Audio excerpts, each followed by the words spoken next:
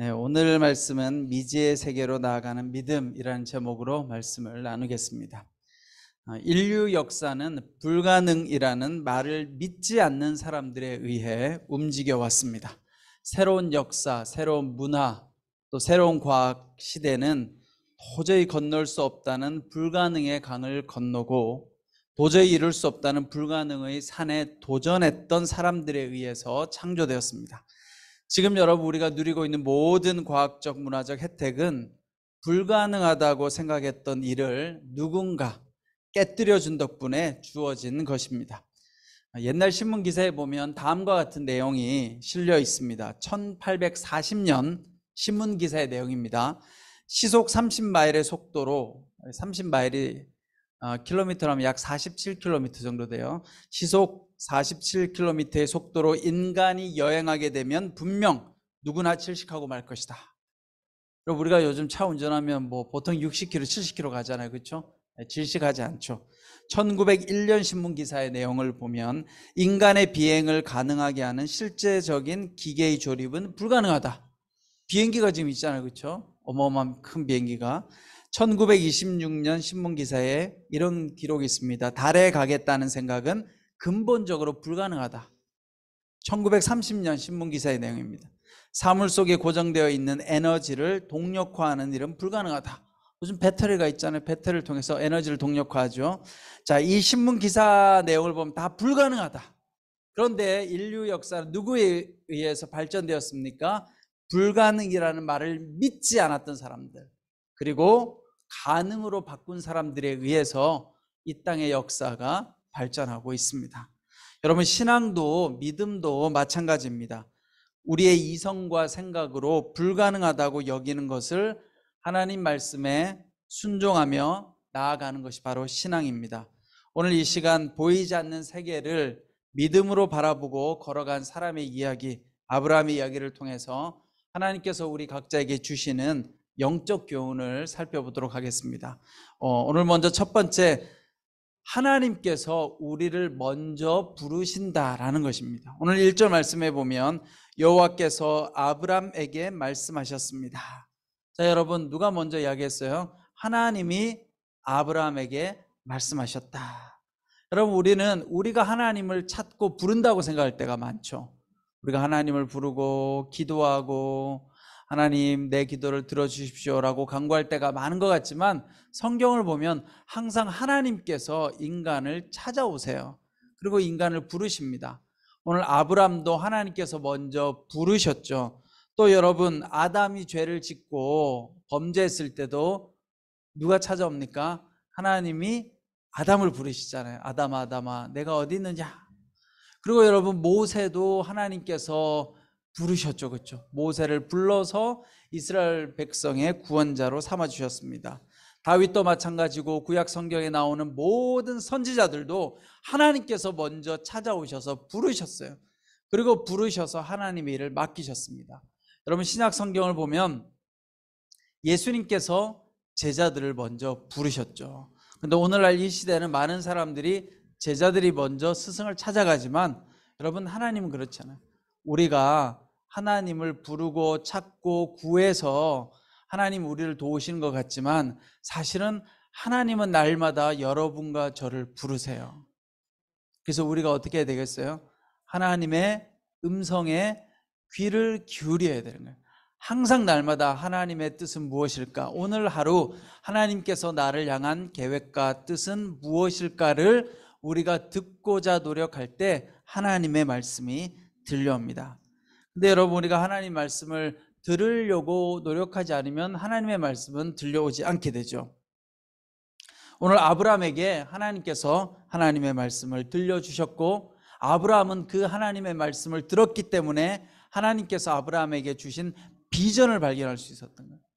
비전이 뭐예요? 하나님의 뜻이 비전이잖아요. 아브라함을 향한 하나님의 비전, 그 비전을 아브라함은 발견하고 앞으로 나아갈 수 있었던 것이죠.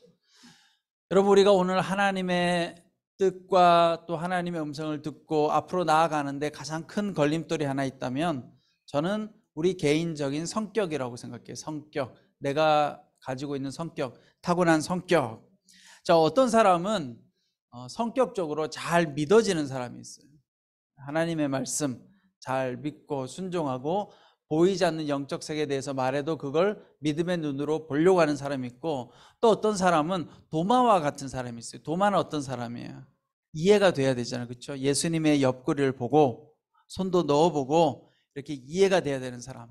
자, 성격은 좋고 나쁨은 없어요. 그런데 이렇게 도마처럼 우리 중에 나는 뭐든지 이해가 되지 않으면 안 돼. 뭐든지 내가 생각하는 대로 계산하는 대로 이루어지지 않으면 나는 받아들이기가 힘들어.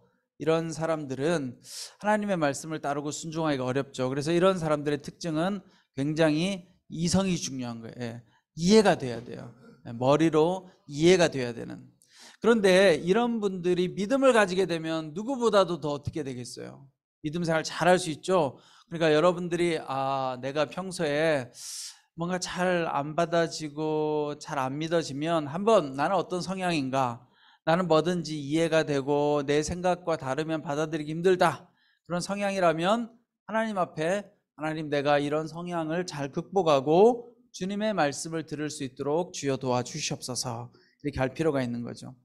내 생각과 내 뜻이 너무나 분명한 사람들은 하나님의 뜻을 듣기가 어렵습니다.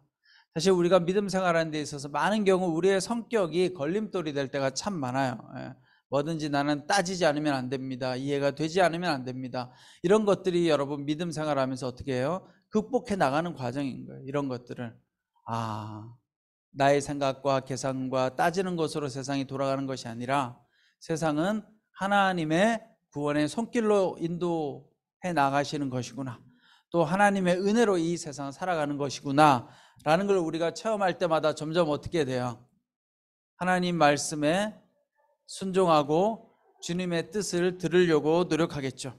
자, 오늘 말씀 두 번째는 하나님의 뜻을 이루기 위해서는 익숙한 삶의 자리에서 떠날 수 있어야 돼요. 우리가 너무 잘 아는 이야기지만 여러분, 우리가 하나님의 말씀을 듣고 믿음으로 살기 위해서는 어떻게 해야 되느냐? 익숙한 나의 삶의 자리에서 떠나야 돼요. 공간에서만 떠나는 것이 아니라 생각도 떠나야 돼요. 변화시켜야 돼요. 그래서 여러분, 우리는 죽을 때까지 끊임없이 배워야 돼요. 배워야.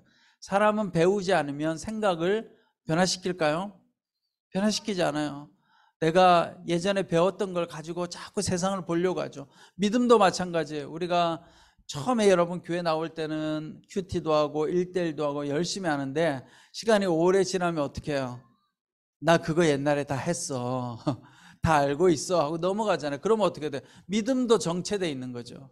그래서 우리는 하나님의 말씀을 배워야만 우리의 생각을 바꿀 수 있는 거예요. 하나님은 물론 아브라함에게 아예 떠나라고 그랬어요. 살아가는 삶의 자리를. 왜 그랬을까? 여러분, 아브라함이 살고 있었던 이 메소포타미아 지역은 우상 숭배가 굉장히 많았던 지역이라고 해요. 그러니까 하나님께서 아브라함에게 떠나라고 한 건 우상 숭배의 지역을 떠나서 이제 우상을 숭배하는 것이 아니라 낯선 곳에 가면 누구만 의지할 수 있어요? 하나님밖에 없잖아요. 의지할 리가. 그러니까 아브라함 보고 떠나라고 한 거예요. 하나님께서 아브라함을 택해서 이스라엘 백성들의 믿음의 조상으로 삼잖아요. 이스라엘 백성들이 다 아브라함을 바라보고 저 아브라함처럼 믿음을 가져야지. 그런데 아브라함에게 하나님께서 믿음을 주기 위해서 어떻게 하셨느냐? 우상 숭배가 만연한 곳에서 떠나라. 여러분, 그래서요, 우리가 우리의 삶 가운데 찾아오는 많은 어려움과 고난이 어쩌면 하나님 우리에게 믿음을 주려고 주시는 고난일 수도 있어요. 왜냐하면 우리는 익숙한 곳에서 가만히 있다 보면 믿음이 생길까요? 믿음이 없어지고 익숙한 곳에서 내가 익숙하게 만들어 놓은 환경 때문에 거기서 안정감을 누리고 살아가요. 믿음도 마찬가지죠. 교회도 오래되면 어떻게 해요? 나하고 친한 사람들, 여기 교회 나가면 나하고 친한 사람들하고 순모임하고 내가 익숙한 예배 드리고 그러면 처음에는 하나님 앞에 예배 드리는 것 같은데 나중에는 뭐예요? 그냥 내가 편하고 좋은 거죠. 오랜 시간이 지나면 그냥 내가 좋은 거예요. 교회 나가면 익숙한 찬양 부르고 익숙한 사람들하고 안전하게 대화하니까 좋은 거예요. 그런데 그러다 보면 어떻게 돼요? 더 이상 하나님의 뜻을 찾거나 하나님 앞에 의지하기보다는 그냥 여기가 좋사오니, 그러면 하나님께서 어떻게 하세요? 막 흔드는 거죠. 그래서 우리가 때로는 교회 안에 갈등도 있고 어려움이 있지만 그게 꼭 문제는 아니에요. 왜냐하면 그런 어려움과 갈등을 통해서 우리가 뭘 하게 돼요? 기도하게 되고, 또 다시 한번 돌아보게 되고, 또 옆에 있는 사람을 다시 이해하게 되고, 이런 시간을 가지면서 우리의 믿음이 다시 성장하게 되는 것이죠. 그래서 오늘 아브라함이 하나님께서 말씀하신 걸 붙들고 어떻게 해요? 떠나잖아요. 여러분들도 어떻게 해야 되겠어요? 너무 그냥 안정적인 곳에서 안정적으로 있다 보면 하나님이 내 삶의 주인이 아니라 안정적인 환경과 상황이 내 삶의 주인이 되는 거예요. 그러면 그걸 붙들고 있는 거예요. 그래서 우리는 어쩌면 이 조현병이나 여러 가지 정신적인 어려움 때문에, 그것 때문에 여러분들이 더 하나님을 붙들게 되는지 몰라요. 그렇죠? 그렇게 하나님을 붙들다 보면 또 우리가 믿음이 생길 수도 있는 거예요. 아무 문제가 없는 사람들은 또 그것 때문에 어떻게 해요? 평안하게 잘 지내다 보면 하나님이 필요 없어지는 거죠. 어쩌면 오늘 우리에게 있는 여러 가지 어려움들이 그걸 통해서 하나님께서 우리에게 다시 하나님을 바라보고 하나님께 귀 기울이라고 하는 하나님의 말씀인지 모릅니다. 오늘 아브라함은 익숙한 환경을 떠나라고 했을 때 어떻게 해요? 그럴 수 없습니다. 하나님, 여기서 제가 앞으로 잘 살 테니까 좀 한 번만 봐주세요. 그렇게 안 했잖아요. 아브라함이 떠났어요. 근데 얼마나 힘들겠어요. 아버지 집을 떠나야 되고, 가족들이 있는 곳을 떠나야 되고, 친척들이 다 있는 곳을 떠나서, 그 다음에 하나님께서 어디로 가라고 말씀도 안 하세요. 우리는 자꾸 새로운 곳을 향해 갈 때 하나님 앞에 물어봐요. 하나님 어딥니까? 목적지가 저깁니까? 저깁니까? 말씀해 주세요. 여러분 그렇게 기도할 때가 있잖아요. 하나님 저기라고 내가 믿고 가겠습니다. 근데 그게 아니라 오늘 아브라함에게는 뭐라고 이야기해요? 여기 보면 내가 내게 보여주는 땅으로 가거라. 아직 안 보여줬어요. 내가 내게 보여주는 땅으로 가거라. 그게 뭐예요? 내가 앞으로 너한테 말해줄 거니까 일단 믿고 지금 살고 있는 여기에서는 빨리 떠나라. 이렇게 이야기한 거죠. 우리가 어려움이 닥치면 해답이 안 보일 수도 있어요. 도저히 답도 안 보이고 어떻게 해야 되는가. 그러나 그때 하나님을 붙들고 기도하다 보면 하나님께서 우리를 다시 믿음의 여정으로 복된 길로 인도해 주신다라는 사실입니다. 자, 그런 점에서 여러분, 하나님께서 여러분들의 삶을 흔들 때 그때 아브라함을 떠올려 보세요. 여러분 아브라함에게 떠나라고 할 때 뭐 하나님께서 점잖게 와가지고 아브라함아 내가 너한테 할 말이 있다. 야, 한 달 뒤에 이사 가야 돼. 뭐 이러셨을까요? 성경은 이렇게 기록되어 있지만 아마도 아브라함이 여기를 떠나지 않으면 안 될 상황이었을 거예요. 그래서 떠났을 거라고 봐요. 우리의 삶도 마찬가지죠. 내가 너를 향한 계획이 있어. 너 저 길로 가. 얼마나 좋아요. 그러면 네 알겠습니다. 순종하죠. 근데 믿음이란 게 그런 게 아니, 어느 날 막 흔드는 거죠. 제가 이번 주에 러브소나타를 다녀왔어요. 네, 러브소나타를 갔는데 그 센다이라고 하는 지역인데 이게 이제 일본의 도쿄에서 좀 위쪽에 있는 지역이에요. 동북 지역이라고 표현을 하더라고요. 동쪽 북쪽에 있는 지역인가 보죠. 그래서 거기에 그 옥하고 순교 기념관이 있는데 거기에 가니까 309명이 순교를 당한 거예요. 309명이 순교를 당해서, 여러분 영상에 보셨지만 처음에 러브소나타 영상에 보면 이렇게 계단을 이렇게 올라가잖아요. 기억나세요? 몇 주 전에 계단을 이렇게 올라가는데 그게 309명의 순교자를 기념해서 309 계단을 만들어 놓은 거예요. 그리고 그 위에 기념관이 있는데 309 계단을 올라가는데 얼마나 힘든지 모르겠어요. 그런데 그 309명이요 한 명도 하나님을 거부하지 않고 믿음을 포기하지 않고, 그 당시에 1500, 1600년대에 이제 기독교가 전파되고 굉장히 그 지역에 많은 기독교 인구가 생겼대요. 굉장히. 근데 기독교 인구가 많이 생겼는데 이제 당시에 이제 군주 입장에서는 이게 위협이 되니까 기독교를 말살하려고 기독교인을 어떻게 찾아내느냐 하면 마을 입구에 통로를 하나 만들어 놓고 거기에다가 예수님의 성화를 바닥에 깔아 놓은 거예요. 예수님을 그려가지고 바닥에 깔아놓고 거기를 통과시키는 거예요. 그럼 여러분 기독교인이면 어떻게 하겠어요? 예수님 얼굴을 밟기가 어렵겠죠. 그렇죠? 그 앞에서 이제 못 밟거나 주저하면 그 사람 잡혀가는 거예요. 당당하게 밟고 지나가면 저 사람 크리스찬이 아닌 거죠. 그렇게 309명이. 근데 놀라운 사실은 그 309명을 죽이고 나서 6대까지를 박해를 했대요. 6대를. 그러니까 여러분, 일본이 기독교 인구가 왜 많지 않냐, 여러 가지 뭐 이유는 있지만 선교학자들이 파악이 잘 안 돼요. 근데 그 중에 하나는 너무 박해를 심하게 받아가지고 두려운 거예요. 예수 믿는 것 자체가. 이게 여러분 생각해 보세요. 1대 2대도 아니고 1대 2대 3대 4대 5대 6대를 크리스찬은 계속 추적해가지고 핍박을 한 거예요. 그러니까 무서워서 예수를 믿을 수가 없는 거죠. 일본이 어마어마하게 많은 순교의 피를 흘린 나라야. 우리나라도 순교의 피를 흘렸지만 우리나라는 1800년대 후반 1900년대 초반에 카톨릭이 처음 선교를 왔을 때 그때 제가 알기로 한 2, 3만 명이 죽었거든요. 그 순교의 피 위에 우리 개신교가 들어왔단 말이에요. 근데 일본은 훨씬 더 오래전에 수많은 순교의 피를 흘렸는데 한국은 그냥 한 1, 2대 정도 이렇게 멸족하고 그 다음부터는 박해가 없었잖아요. 근데 일본은 어마하게, 그런데도 그 믿음을 지켰던 거죠. 그래서 저희들이 기도하면서 그런 마음이 들었어요. 비록 지금은 일본의 그리스도인이 1%가 안 되지만 그 순교의 피가 반드시 언젠가는 열매 맺을 것이다. 아브라함처럼, 아브라함이 믿음의 고백을 통해서 하나님께서 아브라함을 통해서 이스라엘 민족에게 복을 주신 것처럼 언젠가는 일본 땅 가운데 그 순교의 피가 헛되지 않고 꽃을 피울 것이다.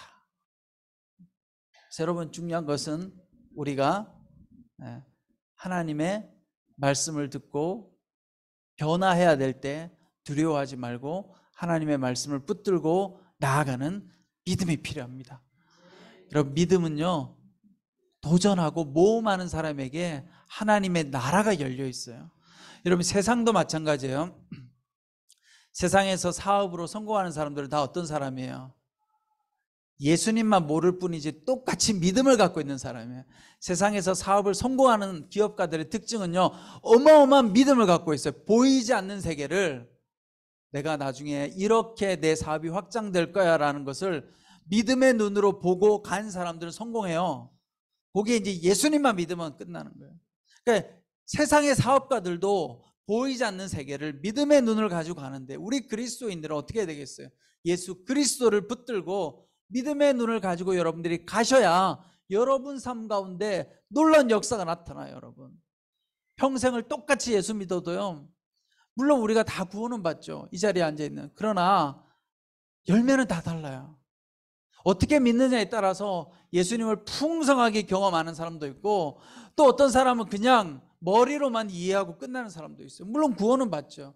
그러나 여러분, 우리가 이 땅에서 예수님을 믿고 풍성한 삶을 살려고 하면 어떻게 해요? 아브라함처럼 나의 안정된 상황을 떠나라고 할 때, 내 삶이 흔들리고 어려움 당할 때, 그럴 때 어떻게 해요? 하나님을 바라보고 믿어야 돼요. 그런데 우리가 믿음 생활하다가 힘들고 어려운 일 생기면 두 종류의 사람이 생겨요. 한 사람은 더 하나님 앞에 엎드리고 기도하는 사람, 그 어려움을 계기로 해서 어떻게 해요? 아, 나에게는 하나님 필요하고 나는 연약한 존재구나, 이걸 깨닫는 사람이 있는가 하면, 어떤 한 사람은 그 어려움을 통해서 어떻게 하나님을 떠나버려요. 하나님 안 계시는구나, 내가 기도했는데도 반응이 없으시구나. 우리는 어떻게 해야 되겠어요? 힘들고 어려울 때 하나님을 붙들면 아브라함에게 비전을 주신 것처럼 하나님께서 우리에게 비전을 주실 줄 믿습니다. 자, 마지막으로 세 번째, 하나님 말씀에 순종할 때 하나님은 우리를 복의 근원이 되게 하신다. 여러분, 아브라함이 하나님 말씀에 순종했을 때 복의 통로가 아니라, 여러분, 우리가 교회에서 복의 통로라는 말을 많이 쓰잖아요. 여러분, 웬만한 복의 통로보다는 근원이 좋아요. 근원은 뭐예요? 내가 복을 주는 사람이에요. 주는 사람. 내가 복을 중간에서 전파하는 사람이 아니라 여러분들로부터 복이 막 흘러나가는 사람이 돼요. 아브라함은 그런 사람이 된 거예요. 근데 여러분들이 될 수 있어요. 지금부터 여러분들의 가문에 여러분들부터 복의 근원이 되시면 돼요. 여러분들이 복을 나누어 주는, 여러분, 이 자리에 있는 모든 분들이 복의 근원이 되시기를 축원합니다. 아멘. 또 오늘 아브라함에게 이렇게 하나님께서 약속하셨어요. 보세요. 아브라함으로서는 참 받아들이기 힘든, 사실상 말도 안 되는 이야기예요. 뭐라고 하냐? 내가 너를 큰 민족으로 만들고 내게 복을 주어 내 이름을 크게 할 것이니. 자, 큰 민족을 만들겠대요. 자, 큰 민족을 만든다는 건 뭐예요? 나를 통해서 자자손손 생기는 거잖아요. 근데 아브라함이 지금 나이가 몇 살이에요? 지금 요때가 75세. 자녀가 있어요, 없어요? 없어요. 자녀도 없고 75세. 예. 사라는 아이를 가질 수 없는 나이예요. 근데 아브라함에게 하나님이 갑자기, 근데 복의 내용이 뭐냐면 큰 민족을 이루게 해주겠대요. 얼마나 말도 안 되는 이야기 같이 들렸겠어요, 그렇죠? 그런데 아브라함이 이 하나님의 말씀을 붙들고 순종하죠. 아브라함이요, 이 말도 안 되는 말씀을 붙들고 순종했기 때문에 나중에 또 말도 안 되는 행동을 하나 하죠. 자녀를 하나님 앞에 바치라고 했을 때, 제물로 드리라고 했을 때 또 바치죠. 모리아 산에.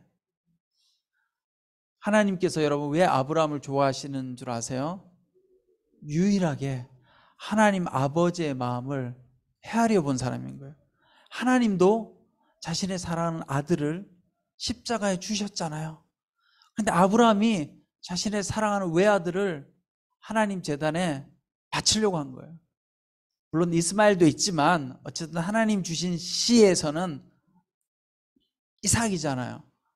그 이삭을 하나님 앞에 드리려고 했잖아요. 하나님께서 그 아브라함을 보시고 얼마나 마음이 기뻤겠어요. 그러나 인간적으로 아브라함 입장에서 보면 여러분들 이해되세요?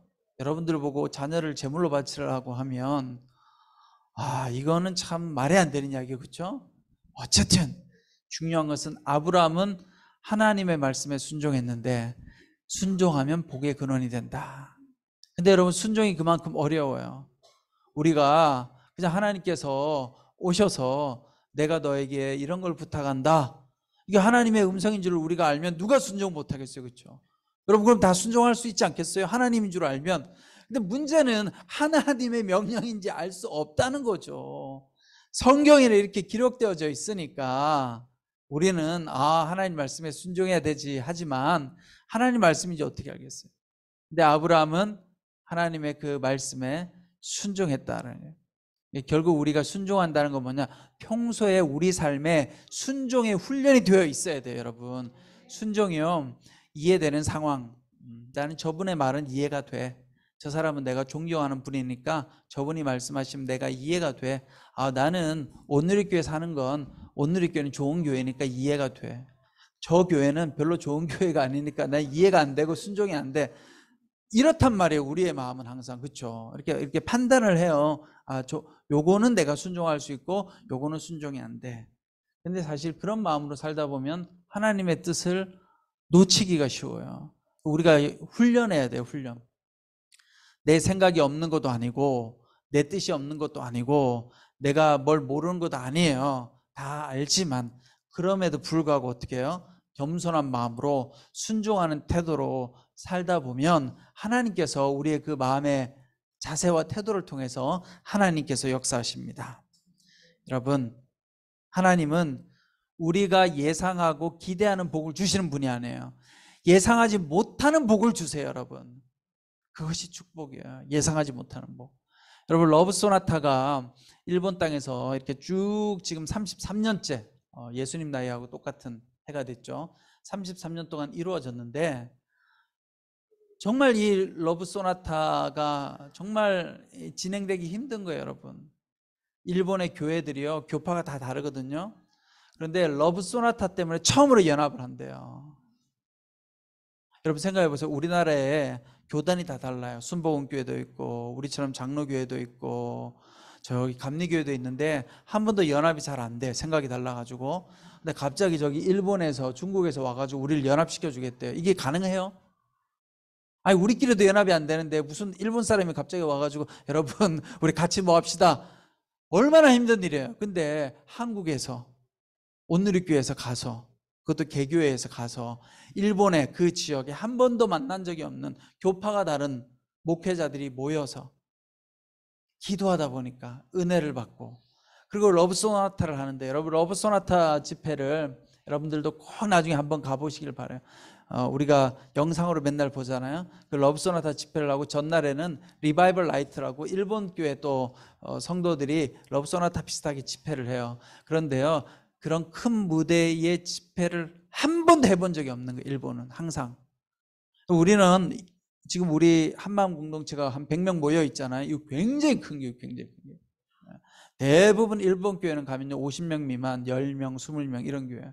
그러니까 그런 교회에서 여러분 온누리교회 본당 같은 데서 무슨 집회를 한다는 건 불가능한 거예요. 불가능한 거예요. 한 번도 해본 적이 없어요.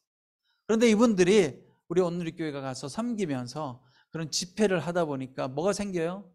희망이 생기는 거예요. 소망이 생기는 거예요. 불가능하다고 했던 걸 하니까 이분들이 깜짝 놀라는 거예요. 그래서 일본 열도가 지금 일본 전체가 돌아가면서 지금 33번째 러브 소나타 집회를 한 거예요.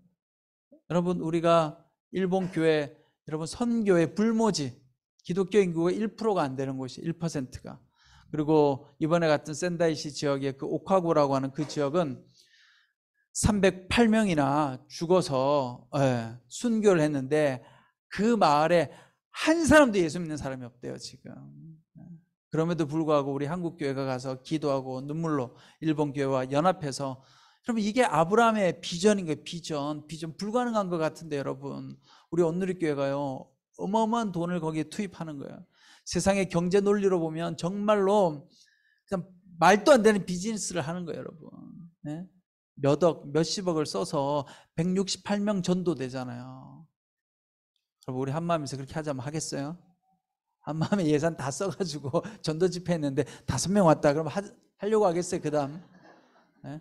한 10억 정도 이번에 드렸던 것 같은데 우리 간 봉사자가 800명이니까 그 비용하고 러브소나타 예산이 한 2, 3억 되니까 한 10억 가까이 드는 거예요. 근데 168명 9명 너무 비생산적이죠.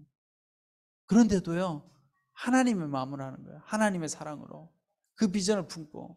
여러분 러브소나타 처음 시작될 때 제가 초기 들어보면 한 목사님이 러브소나타 비전을 선포하고 여기 한국에 있는 우리 목사님 보고 일본 가서 이거 하라고 했더니 그 목사님 얼마나 황당했겠어요. 일본 가가지고 전혀 모르는 교회 갖고 문 두드리고 우리가 한국에서 왔는데요 이런 것 좀 하실까요?